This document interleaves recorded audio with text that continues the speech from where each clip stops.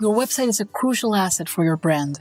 Whether it hosts your contact information, a blog, or even an e-commerce store, you probably know the influence design has over the actions of your users.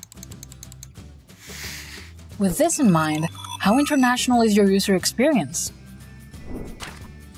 If you think location does not affect the way we want interfaces to look like, you're wrong. Take a look at landing pages from the US compared to China. Western product pages have little content and a clear call to action, whereas Chinese landing pages have a lot of information. We don't even have to go that far to find differences. The Dutch culture is very pragmatic, while the German culture is detail-oriented.